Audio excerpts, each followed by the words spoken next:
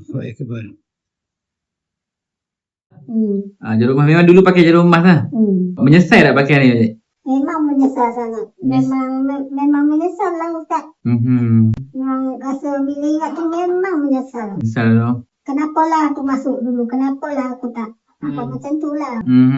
Ada pesanan apa-apa tak? Maksudnya kalau orang yang baru-baru nak pakai ke apa ke?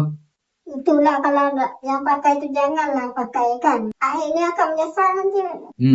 Yalah no. Sebab susuk ni bila kita pakai, bila kita meninggal tak sempat buang kan. Dia akan cari anak cucu kita jadi saka kita.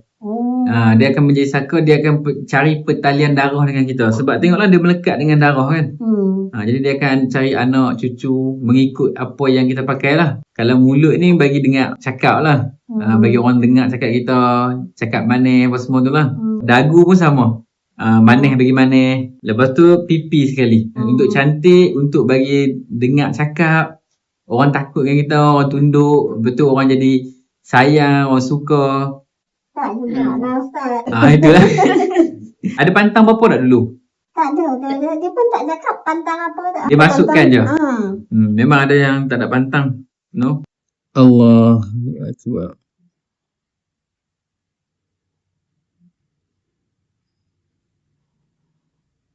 Okay. Sekali lagi tarik nafas. Okay, tahan. Okay, lepas. Allahu Akbar. Allahu Akbar. Bismillah. Okay, sekali lagi ya. Tarik nafas.